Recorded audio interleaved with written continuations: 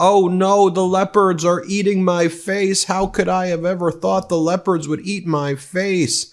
Trump supporters are in the find out stage.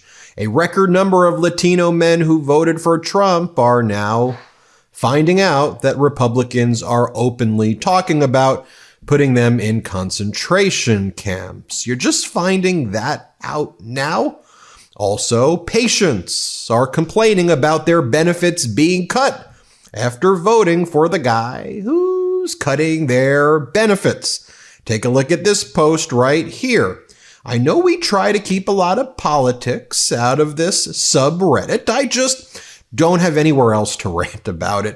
If you're a patient of mine, this is coming from a doctor, by the way, if you're a patient of mine and you're wearing a freaking MAGA hat and complaining about Medicare benefits being on the chopping block, I have a lot of trouble feeling sorry for you. I'll still give you the best care that I can, but I am not going to feel sorry for you. Taking a look at this Reddit thread about the record number of Latino men who voted for Trump who are now realizing that Republicans want to round them up and put them in camps. Take a look at some of these comments, then we'll go into what's going on there. What do you mean now? I'm 33 years old and grew up in rural Texas. They've been talking about this shit at least the entire time I've been alive. Another person responds, right? I've had this conversation with a number of people, and in the end, it always seems to end up with camps or, well, we could just shoot them. Like, do y'all realize, the Latino voters out there for Trump and the Latino men, that this is how the white MAGAs talk about you? Or you go, oh, not me. They're talking about the other Latinos. They're talking about you. Let's be very clear.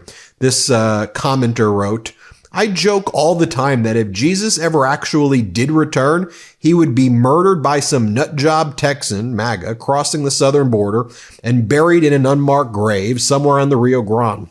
And of course, they'd get away with it because no one would ever find a body. Another person comments, but the people that talk about locking Latino men up aren't the people the Latino men are talking to. Everybody lives in their own bubble now, and that's why everybody needs to seek out information and news from multiple sources from multiple locations around the country and the world. I'm from Kentucky, but I lived in Atlanta, Georgia for 11 years, and even I've heard that.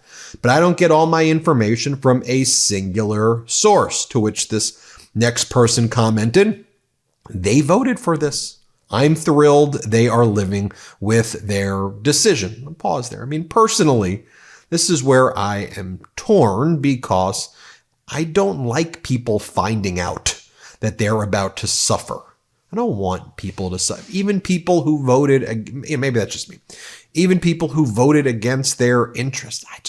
I don't want there to be suffering. I will still fight for you.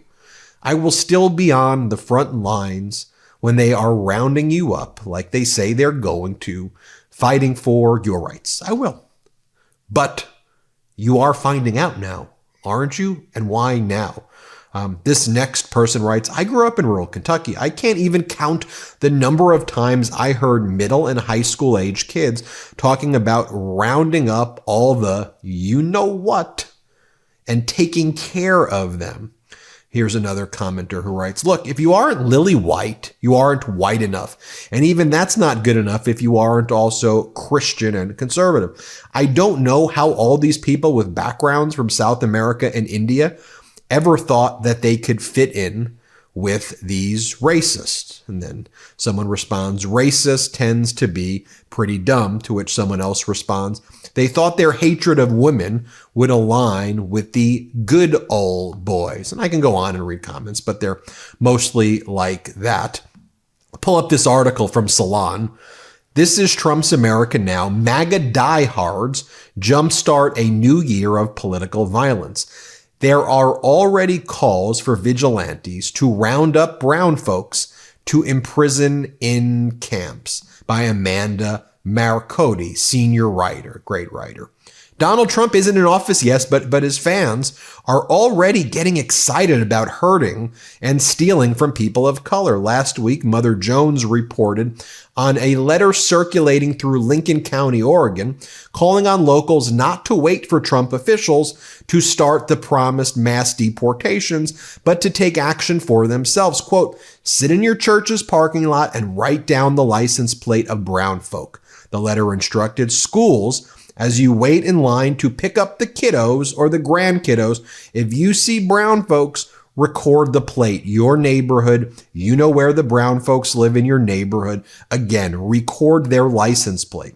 The goal, the letter explains, is to gather information to help Trump's incoming appointments for Homeland Security in their quest to deport millions of non-white people, which will necessitate rounding them up in concentration camps. The letter ends with a promise of material rewards for people who participate. Quote, when the brown folks are rounded up, their properties will be confiscated. The letter promises so. Within a short term, there will be a whole lot of homes on the market for us white folks to purchase. And with the inventory so high, the prices will be very low and affordable. And you also see what's going on there.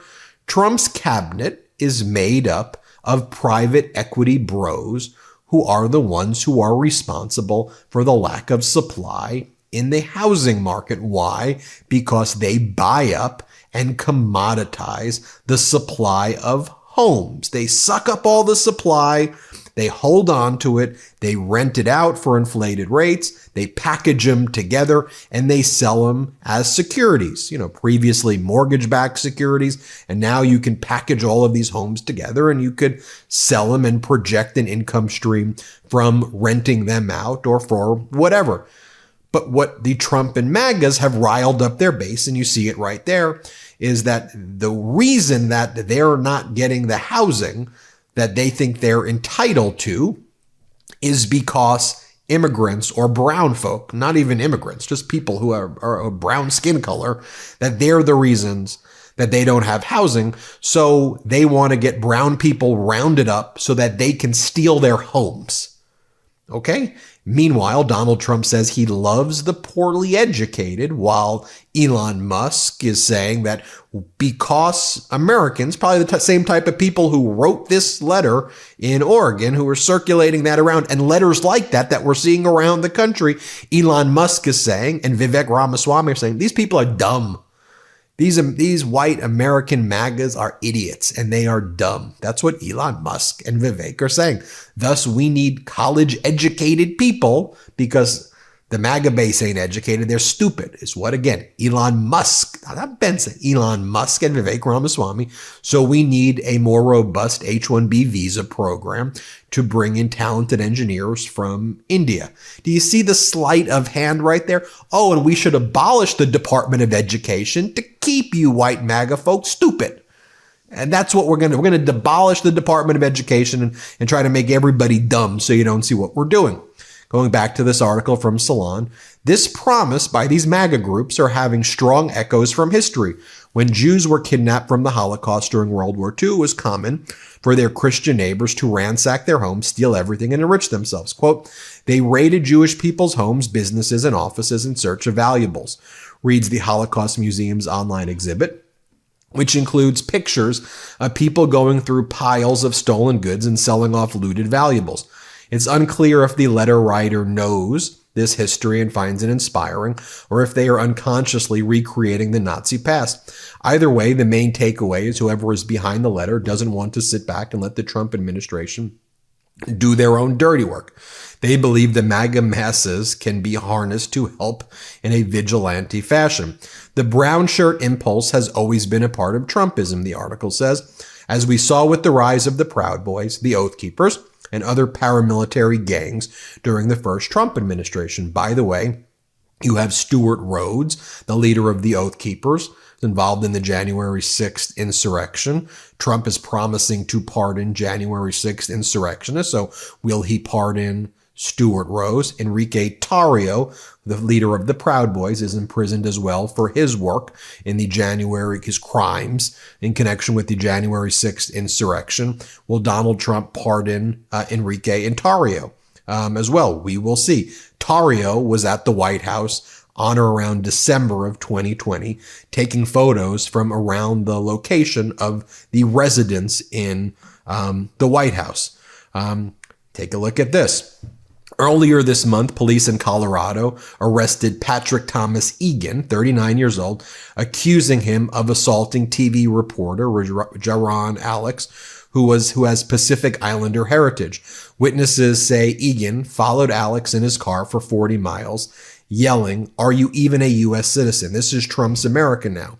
When Alex, who had been out reporting, returned to the station, Egan allegedly tackled and strangled him so hard, people on the scene fear that he couldn't breathe. You go on and read this article. Doug Wilson, who runs the church, attended by Trump's defense secretary, Pete Hegseth, has called for a ban on any non-Christian displays in public spaces. Christian nationalist Pastor Lance Walnew has declared that cities and counties that voted for Vice President Harris are infected with demons, which is an unsubtle way of justifying violence against them. And you're seeing comments like that.